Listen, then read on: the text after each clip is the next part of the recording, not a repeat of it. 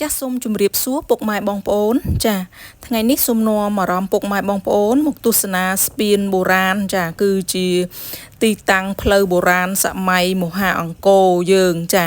ស្ពាននេះគឺតភ្ជាប់ចាក់ពីរាជធានីអង្គរឆ្ពោះទៅទីក្រុងប្រាសាទបន្ទាយឆ្មារ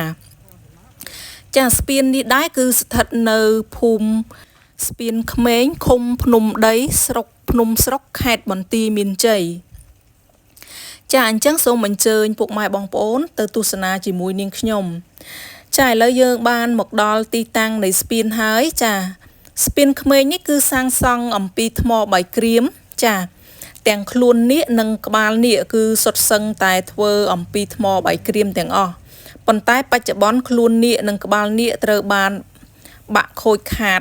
អស់ហើយបងប្អូនចាយើងក៏មិនឃើញមានថ្មដែលនៅសេសសល់ទេចាចំណែករុនតាដេវឬក៏រុនបង្ហូរទឹកនៃស្ពានគឺនៅល្អចាទឹកអាចឆ្លងកាត់ទៅមកបានចាស្ពាននេះដែរគឺកសាងឡើងនៅក្នុងរាជព្រះបាទជ័យវរ្ម័នទី7ដែលចាក់ពីរាជធានីអង្គរឆ្ពោះទៅកាន់ទីក្រុងប្រាសាទបន្ទាយឆ្មារចាស្ពាននេះដែរគឺមានប្រវែងប្រហែលចន្លោះ25ម៉ែត្រទៅ30ម៉ែត្រនិងមានទទឹង7ម៉ែត្រចាហើយស្ពាននេះដែរក៏មានរុនបង្ហូរទឹកឬក៏រុនតាដេវប្រហែល14រុនចាបច្ចុប្បន្នស្ពាននេះគឺបានបិទខាំងមិនឲ្យឡានធំឬធ្ងន់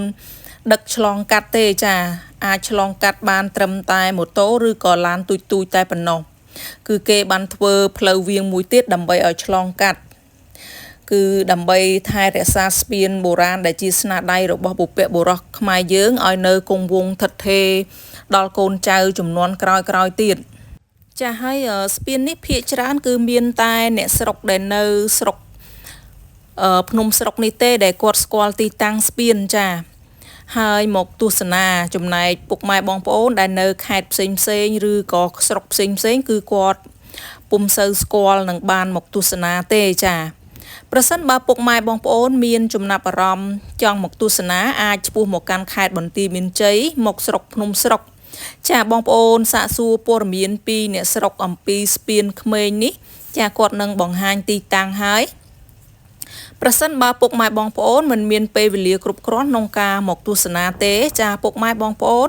អាចទស្សនាតាមរយៈវីដេអូរបស់នាងខ្ញុំបានចានាងខ្ញុំនឹងបង្ហាញពីទីតាំងចាដូនតាខ្មែរយើងចាគ្រប់ទីតាំងទាំងអស់មិនថាទីតាំងនោះទូចឬធំទេចានាងខ្ញុំនឹងបង្ហាញឲ្យពុកម៉ែបងប្អូនបានស្គាល់ពីទីតាំងស្នាដៃរបស់បុព្វបុរសខ្មែរយើងចាអរគុណច្រើនពុកម៉ែបងប្អូនវីដេអូនាងខ្ញុំក៏ឈានមកដល់ទីបញ្ចប់ដែរចាអរគុណពុកម៉ែបងប្អូនដែលចំណាយពេលវេលាទស្សនាវីដេអូមួយនេះចាពេលនេះនាងខ្ញុំក៏សូមអរគុណចាសូមជម្រាបលា